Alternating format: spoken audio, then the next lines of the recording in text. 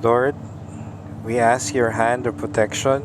Shield every rider from harm on highways, back roads, and city streets. Keep our minds sharp, our reflexes quick, and our journey smooth. May the angels guard my travels, for they know the road ahead of me. Bring me back to my family in one piece, dear God. These things I pray. Amen.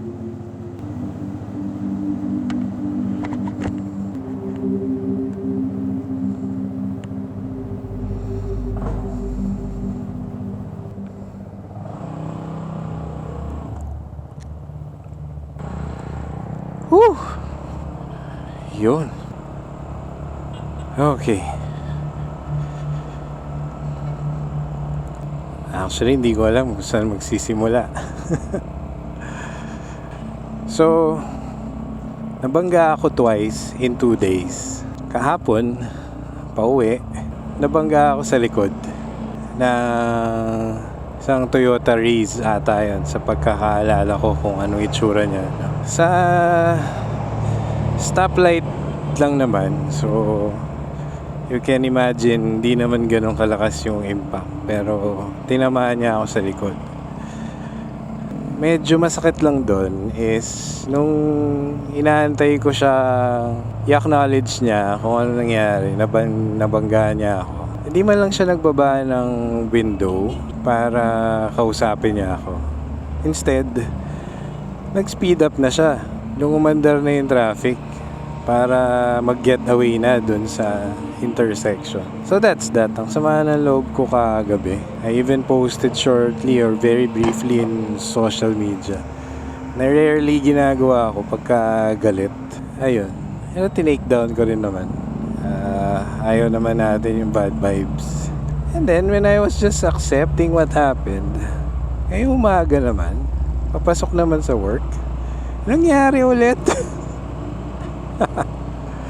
Sa tapat naman ng eskwelahan near our place, yung ingat ka na. Preno ako kasi nagpreno din yung sa harap ko, pero hindi naman abrupt. Ano yun parang sa harap ng entrance ng school, so ready naman lahat mag-stop. Stop siya, tas shortly nag-stop ako. Then yung sa likod ko, malayo pa siya, pero tuloy-tuloy siyang same speed lang, continuous speed niya. Para bang umaandar siya, pero hindi siya nakatingin siguro sa daan. Siguro may kinukuha from somewhere, ganyan. Kaya, ayun. Tinamaan niya ulit ako. Bad trip na bad trip. Kasi alam niyo naman mga ka-Vespa peeps, di ba? Yung motor natin is bakal. Hindi siya as resilient ng plastic. Pag nalukot siya, lukot siya. Hindi naman nalukot ng todo-todo. Kaya lang may duda ako, parang hindi pantay yung tail, tip ng tail ko. Hindi siya pantay. A few mm's lang naman. If you're the type of person na medyo OC, which I am, sakit makita. It's annoying. Noong una, yung kahapon, yun lang yung glaring na problem Parang hindi pantay yung tail. Pero yung nabangga kanina umaga, may gas-gas na. May gas-gas ng konti yung buti may PPF Sinalo ng PPF. It did its job. Pero tumugos pa ng konti. Kaya naman sigurong habulin ng touch-up paint. Pati yung plate number, dali. Yung tail tidy ko, wobbly na. Diba? Yung mga bala na kahit sabihin mo magkano lang yung tail tidy, hindi naman tayo yayamanin Tayo hamak na empleyado. Kaya sakit din. Ang masaklap doon is yung hindi ka man lang in-acknowledge na tinamaan ka. Tapos doon sa pagkakita ko doon sa driver, yung nakabangga sa akin kahapon, medyo na siya, age na siya, like 50s, ganon, late 50s. Tapos nakakotse, hindi ko magets bakit nagmamadali yung mga nakakotse, kasi tinamaan niya ako dahil obviously gusto niya ng mandar. Pero Hindi naman maandar yung sa harap. Ako yung nasa harap niya. Yung sa harap ko, hindi naman din maandar pa. Ako tsumechempo lang na maka-change lane. Kasi may mga umaandar pa dun sa lane na yon. So, I was taking my time lang. Hindi sila nakakotse kayo, sir. Naka-aircon kayo. Mga ganitong oras yun. Pauwi ako. Pero dun sa, sa Del Rosario stoplight. Diba? Yan, bigat ng loob ko. Kasi kahit na daily natin tong Vespa, sa abot ng kaya natin, pinakakaingatan natin to. Gusto natin lagi siyang makintab. Hindi ko naman masabing malinis. Hindi naman araw-araw nililinis natin to. Pero pinupunasan natin. Yan. After ng rage, after ng galit, alam mo yung naisip ko at that time, habang ready ko na i-confront, gano'n. Kaya kaso hindi siya nagbukas ng window eh. Ano kaya ang pwede ko sirain sa kotse niya para quits kami? Yung mga pumapasok, di ba?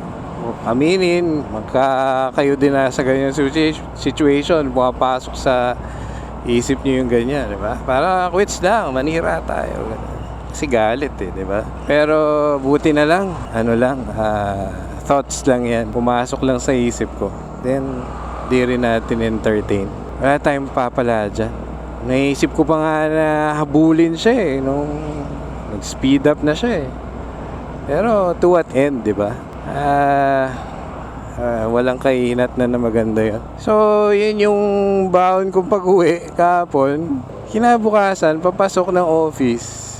Ganun na naman nangyari. So, reaction ko habang immediately after nabangga ako ulit. Bad trip, sabi ko. Parang alam ko naman yung gagawin ko. Dapat bumaba ako, check ko na. Pero parang nawala na ako ng gana kaagad. Yung parang iniisip ko na lang, sana walang damage. Hindi na ako bumaba. Nagtuloy na lang ako kasi mag-8 o'clock na yun. Malilate na ako sa office. And then pag check ko sa office, yun yung pagkakamali ko. Doon ko nakita yung mga gasgas. Hindi ko mapigilan. Bumalik ako doon sa school. Hinahanap ko. Kaso may mga issues with data privacy eh. Kahapon, nung nangyari yung binangga ako sa likod, wala akong camera. Kaya sakit na loob ko. I don't have evidence. So naisip kong learning from that is dapat simula kinabukasan, meron na akong camera. That's why meron na akong camera ngayon. I'm using this as a dash cam para at least kita yung sa harap. 360 yan eh. Yung likod, naharangan. Pero may way naman para, diba, you get out of the way. Para makita yung plate number no, sa likod. Huwag lang sana mangyari kasi it's been a ridiculous month for the group. Kasi daming aksidente, daming drops sa motor, majors and minors, may mga hospital, may mga operations na nangyari. So, nagbi-build up yun. Tapos may nangyari sa akin na minor accidents, no? Iba rin yung epekto. Lalo na among the group, ako lang ata yung nagko-commute ng ganito. Everyday, medyo malayo din. In the past years, since pandemic, tagal-tagal na, hindi ako na-involve sa kahit anumang ganyang incident. Yung siguro, before this, ang nangyari lang is parang na-touch ko lang yung side mirror nung while lane filtering. Pero parang wala naman nangyari. Katingin na lang kami nung may-ari ng jeepney. Ayan. Pero wala naman. Hindi naman siya nagamok or what. Light lang naman. Yun lang sana. Kasi kahit ako kapag nakakotse, sinasagi rin ako ng mga kapwa kotse. Kala ko nga minsan nabasag niya yung side mirror ko eh. Pero yun, foreigner pa yun Sa stoplight, nasagi niya yung side mirror ko, malakas. Natupi yung side mirror namin eh. Pero bumaba siya and then checked on us. Yun yung mga walang disiplina driver Di ka naman di ba? Makikisingit ka dyan para what? Saan ka ngayon? Nakalampas ka ba, brother? CCE 6533? Diyos ko. Ay, no. what's with this month. Kaya nag-usap-usap kami sa group. Kailangan na natin pa-bless. Kailangan may baguhin. Hindi naman tayo perfecto sa daan, pero we try our best. Ayan, ngayon takot na ako mag-change lane. Diyos ko Lord, I am natatakot.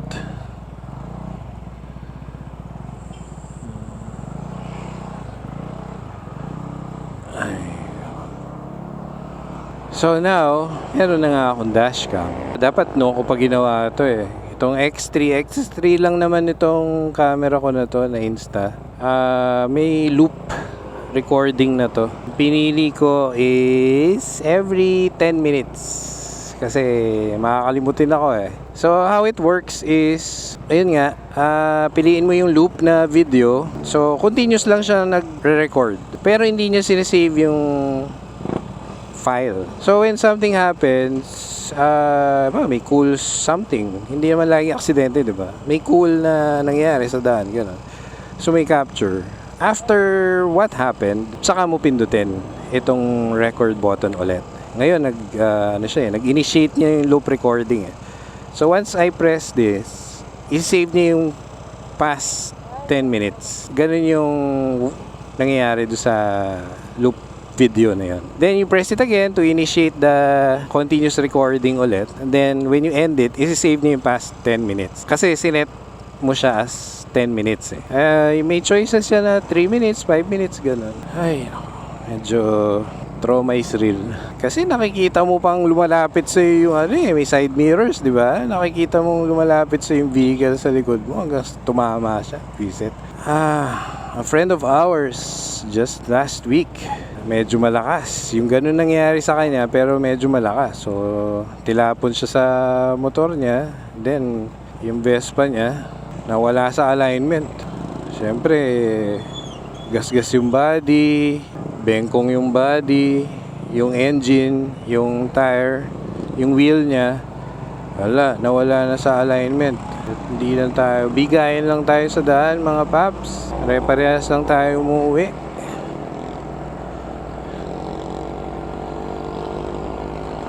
Ay, bigat ano. But ayoko na lang kwento yung detalye ng aksidente kanina umaga.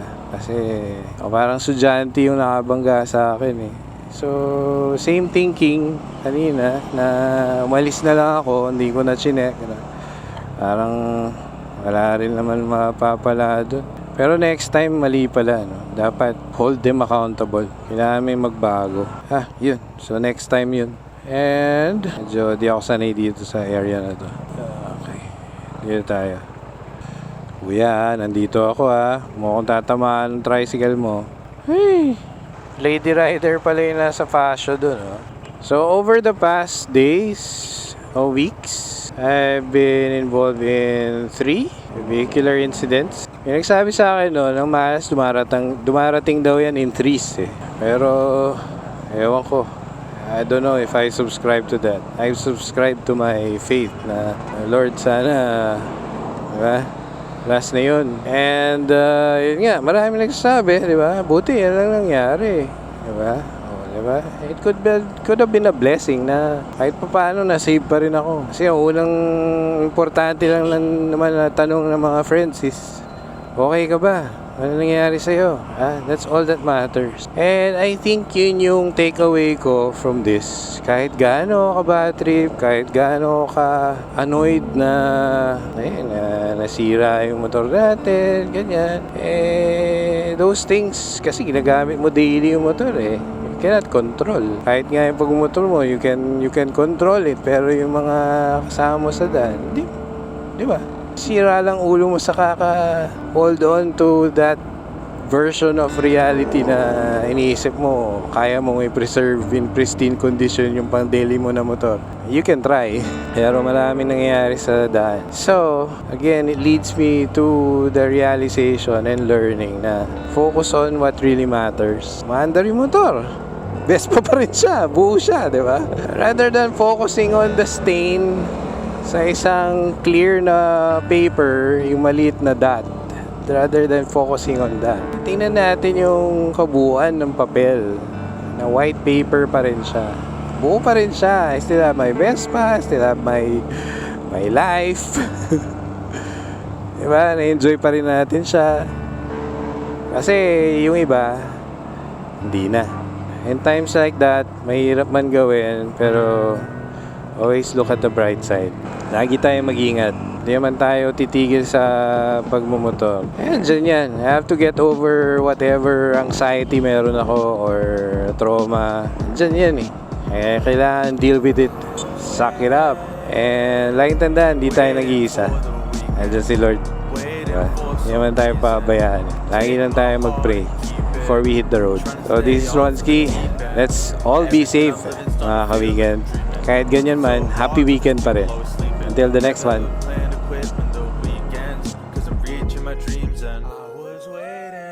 Waiting for the weekend, waiting for some reason. Take my heart and keep it. Trying to stay off of the deep end. Only got love but staying on defense. Mistakes but no longer out here